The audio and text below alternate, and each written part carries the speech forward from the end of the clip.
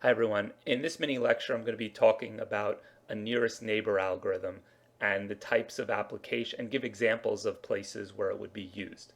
So before I talk about the specifics of a nearest neighbor algorithm, let me talk about what a machine learning classification algorithm attempts to do in general. So a common problem in machine learning is to correctly classify data by giving it a label. So as an example of a classification, if you get a new email, you might want to determine whether it's spam or ham, ham being not spam. If you are looking at a web page, you will want to classify its text potentially by language, English, Hindi, Japanese, Spanish, etc. So in this case, English, Hindi, Japanese, Spanish, these would all be labels for the web page, and spam or ham would be labels for an email. So that's what we mean by classifying.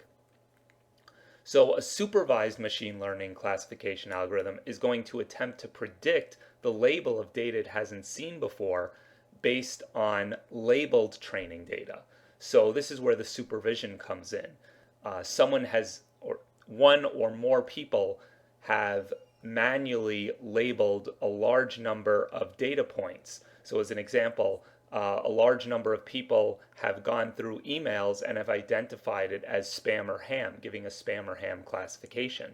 Or web pages have been classified potentially with labels of language by many different people. So, some web pages have been given English labels because they've been written in English. Some have been given Hindi labels because they're in Hindi, etc.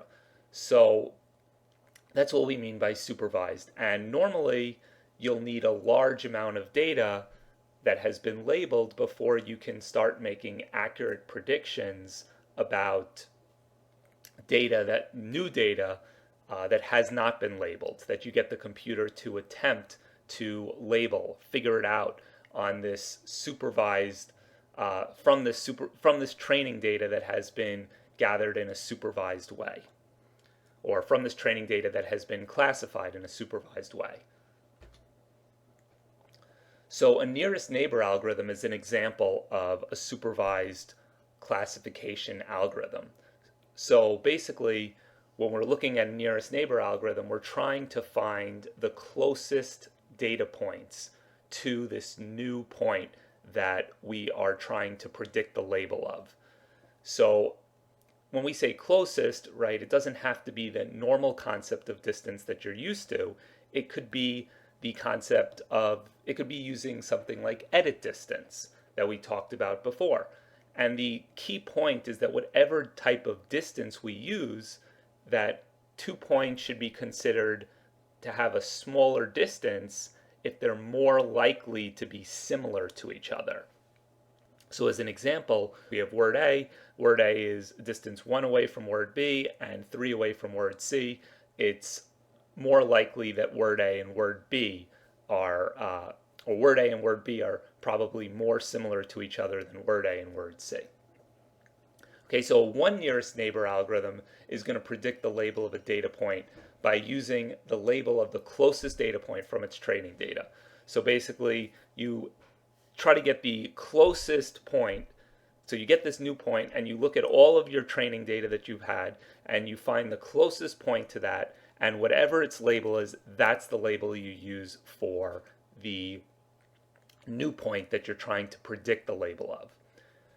A five nearest neighbor algorithm would, instead of using only the closest point, would use the 5 closest points and would then predict the label to be the plurality of the labels of those points. So as an example, if if 3 of the 5 closest points had label A, one of the closest points had label B, and the final one had label C, then we would choose label A. So I say plurality instead of majority. In this case, 3/5 is also a majority because you could potentially have, let's say, if you use a 7 nearest neighbor algorithm, then maybe you also have one label with D and one label with E, or maybe you have 2 labels with D. So you could have, let's say, 3 with A, 1 with B, 1 with C, and 2 with D. So that would be a total of 7 points, and label A would only appear on 3 of them. So 3 out of 7 is not a majority, but more of the points would have label A than they would any other point. So that's what I mean by plurality. So we would use label A. So why would we want to use, let's say, five nearest neighbor instead of a one nearest neighbor? Why would we not want to just get whatever the closest point's label is? And that's because maybe that point was potentially, maybe it was mislabeled accidentally, right? We said that people are labeling this data, so maybe that's not even a good data point. Maybe even though it's more likely to be similar than some other points, it's not that much more likely. So maybe this point is like, the closest point is a distance 1.1 away, whereas the second closest point is a distance of, let's say, 1.15 away. So that's maybe not that much of a difference. So we wouldn't really want one point to really dictate the what this new label is going to be in a lot of cases. So in general, we could use a k-nearest neighbor algorithm for any k that's a positive integer. So we could take the 3 closest points, the 5 closest points, but in practice, we typically use a small k. So just as an example of using the nearest neighbor algorithm to classify new data points, what we could potentially have is a whole bunch of data points being weights and heights of given people. So we can imagine, instead of having the xy plane, we have the wh plane, right? So we could plot each of these data points. So if you had a weight of 200 and you had a height of 65, you would plot that as the point 265.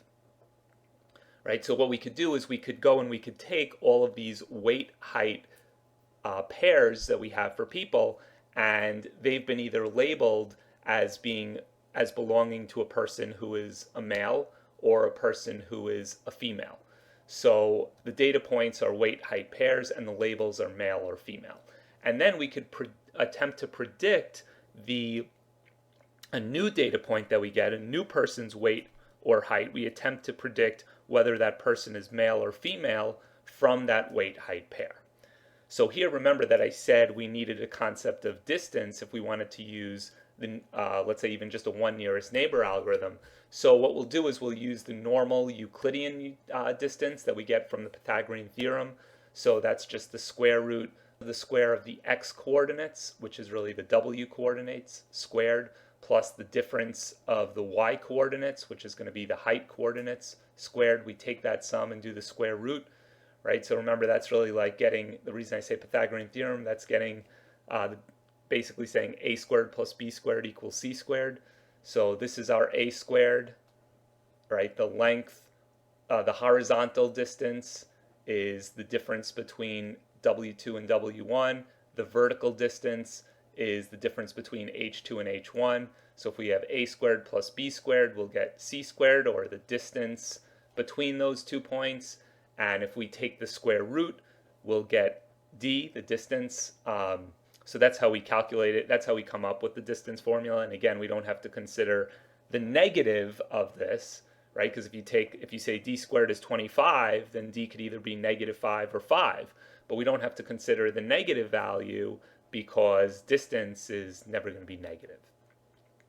Okay, so this is what we'll use for our distance, and we will predict whether that person is male or female based on our data. Okay, so now we want to talk about how you can apply the one nearest neighbor algorithm to figuring out the gender of a person whose weight and height that you're given based on previous labeled weight height points by gender. So we want to talk about the specifics of how we would do it. So what we're going to do first is we're going to get an array, a corresponding array of distances. So we want to calculate the distance between the point that we're given, the weight height point that we're trying to predict the gender for, and all of the other points in the array where we have the classification of what gender each of those points corresponds to.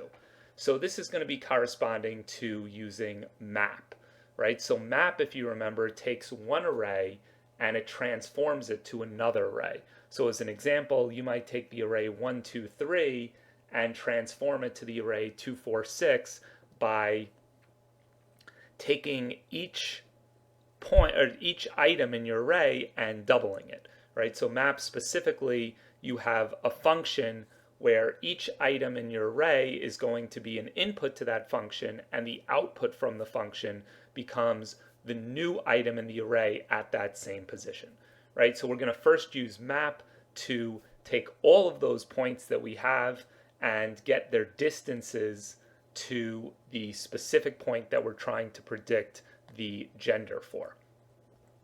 Okay, now once we have that, we want to remember to get the minimum of all those distances, but we want to specifically find the position of that minimum. Because if we just say, oh, the minimum distance of this new point from any of the points that we have, if the minimum distance is, let's say, 5, you say, okay, that's great, but now what's the gender that I should predict here? So if we instead find the position of the point whose distance is closest to this new point that we're trying to predict, then we could say, okay, this occurs, let's say, in the 36th position. And now that we know that it occurs in the 36th position of the array, we just get whatever the gender is of the 36th data point. Right? So this is going to, how we're going to implement this second part is we are going to be trying to get a minimum, but rather than keeping track of the current minimum as we've done in previous problems, we're going to keep track of the index of the minimum. So, right, this is what we did for previous problems when we were trying to compute the minimum. If I started giving you numbers, I said like 5, you would say, okay, that's my minimum. If I now give you 7, you compare the 7 to the 5, you say the 5 is still smaller, so I'm keeping the 5. But now if I give you a 2, you're saying, okay, now that 2 is my new minimum because 2 is less than 5. Well, here instead you say, okay, 5, the position of my minimum right now, let's say 5 is appearing at the 0th index, so the position of my minimum is 0. And now you get this next point of 7 at position 1. So you say, okay, my minimum was at position 0, so I want to compare the number that's at position 0, or this distance in this example that's at position 0, to this distance that's at position 1. So when you say, oh, is 5 less than 7, you say no, so we say, okay, we're going to keep the 0. Now you get to the second item in the array, so now we're going and saying, let me compare the item, let me compare the distance that's at position 2 to this distance at position 0, and you say, okay, 2, my distance here, we said was, let's say, 3. So we say, okay, 3 is less than 5, so rather than saying, okay, 3 is my new minimum here, you say, okay, 3 occurs at position 2, so my new accumulator here is 2. So we're always keeping track of the position of the minimum rather than the minimum itself. So then at the end, as I said, if we have position 36, we know the distance, the minimum distance was at position 36, so we would use the label at this index, right? So we'd say, what gender does the 36th weight height pair correspond to? And that would be our output. Okay, so that part, so the first part was using map to get the distances from each one of the individual weight height pairs in the list. So we get the distance between the weight height pair and the weight height pair that we're trying to predict, and that's our new array. And then we're using reduce or repeat for every item, starting with the accumulator of, to get the position where the minimum occurs, the position where that minimum distance is, to get, and then we get whatever that we take whatever that position is and use that to determine what the label is. So we say, okay, now get the label at that index.